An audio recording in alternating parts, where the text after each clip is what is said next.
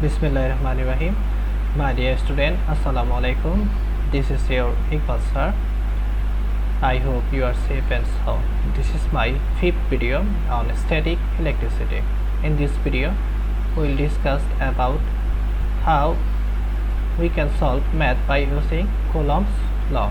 This is our learning objective from today's presentation. How we can solve math by using Coulomb's law. In this figure, the distance between plus 1 coulomb and minus 1 coulomb is 10 centimeter. The distance between 1 coulomb and minus 1 coulomb 10 centimeter, and the distance between plus 5 coulomb and plus 3 coulomb is 1 meter. In figure B, the distance between plus 5 and plus 3 coulomb is 1 meter. Now, the mathematical problem. Two charges of plus 5 coulomb and plus 3 coulomb are placed at a distance of 1 meter. Here, plus 5 coulomb and plus 3 coulomb charges placed at a 1 meter distance from each other. Now, a third charge plus q is placed in between them. A third charge plus q is placed in between them. A charge q is placed between them. Where will it not feel any force? At what place, if we place it, it will experience no force. We have to determine this. The plus 5 coulomb charge will repel plus q charge towards the right. Here, plus 5 coulomb charge repel the plus q charge on the right direction. On the other hand, plus 3 charge repel the q charge on the left direction. When these two charges will repel by equal force, plus q charge will not feel any charge. When these two forces are equal, that's why we write down from the Coulomb's law F1 equal to F2, that is K into plus 5 into q by x square equal to K into plus 3q divided by 1 minus x square, and this equation comes from the Coulomb's equation. From the Coulomb's equation, we know that Coulomb's equation F equal to K into Q1 Q2 by R square. In the position of Q1, here we place plus 5, and in the position of Q2 we put the Q. Similarly, in the position of Q1 we place the plus 3. Now, from these two equations, K and Q are common, and both will be vanishes, and from the cross multiplication we will get 5 into 1 minus x square equal to 3x square.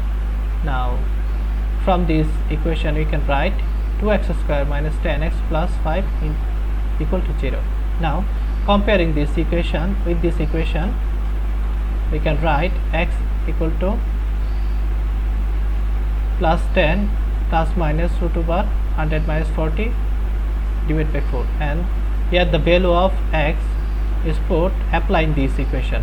We know that when x square plus bx plus c equal to 0, then x equal to minus b plus minus root over b square minus 4ac by twice a. From these two equations, when we will get x equal to 4.435 or 0.565, as the value of x will be between 0 and 1, so the value of x must be 0.565.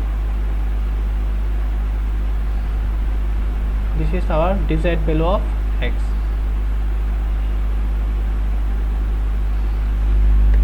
Now, here another question is given.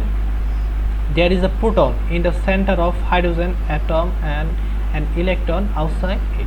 The charge of proton and electron are given here: plus 1.6 into 10 to the power minus 19 coulomb and minus 1.6 into 10 to the power minus 19 coulomb respectively. If the distance of the orbit of the electron from the nucleus is 0.5 into 10 to the power minus 8 meter, how much attraction is found between them? Now we know that from the Coulomb's equation, F equal to K into Q1 Q2 by R square. Here K1 equal to, given that, plus 1.6 into 10 to the power minus 19 Coulomb, and Q2 equal to minus 1.6 into 10 to the power minus 19 Coulomb. And we know that the constant of proportionality K equal to 9 into 10 to the power 9 Newton meter square per Coulomb square. And here the distance given R equal to 0.5 into 10 to the power minus 8 meter. R equal to 0.5 into 10 to the power minus 8 meter.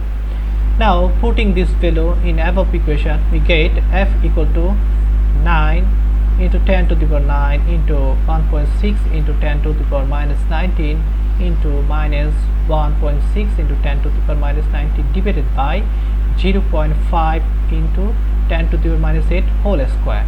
And by calculating this value, we get the force F equal to minus 9.22 into 10 to the power minus 12 Newton. This is the attractive force between these two charges, that is proton and electron. This is another problem. How much charge should be stored in the earth and the moon so that the gravitational force becomes zero and the moon goes out of its orbit?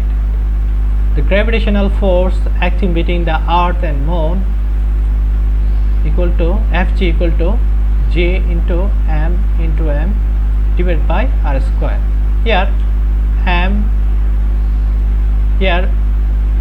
the gravitational constant G equal to 6.67 into 10 to the power minus 11 Newton per kg square per meter square, and the value of moon m equal to 7.35 into 10 to the power 22 kg, and the mass of earth m equal to 5.97 into 10 to the power 24 kg. Now the distance r equal to 3.84 into 10 to the power 6 kilometer. Now putting this value, we will get Fg equal to 1.98 into 10 to the power 20 Newton.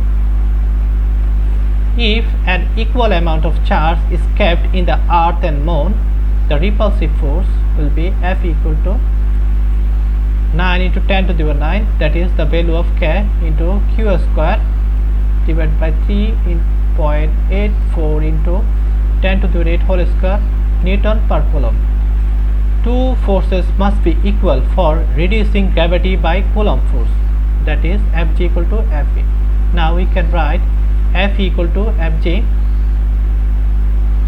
1.98 into 10 to the power 20 Newton equal to this value, that is 9 into 10 to the power 9 into Q square divided by 3.84 into 10 to the power 8 whole square. Here Q square equal to 3.24 into 10 to the power 7 Coulomb square, and Q equal to 5.69 into 10 to the power 13 Coulomb. Therefore the number of electrons N equal to Q by E, that is 5.69 into 10 to the power 13 divided by 1.6 into 10 to the minus 19 Coulomb, that is 3.56 into 10 to the power 32. The mass of electron is 9.11 into 10 to the power minus 31 kg. So the mass of all electrons will be 3.56 into 10 to the power 32, that is the number of electron divided by the number of electron into mass of each electron, that is 9.11 into 10 to the power minus 31 kg, that is 324 kg. So if we can keep 324 kg electrons both in Earth's surface and in moon, the moon would come out of its orbit, the mass of moderate curve. This is for today all about Coulomb's law. No more today, more when we meet in next class. Till then, Allah Hafiz.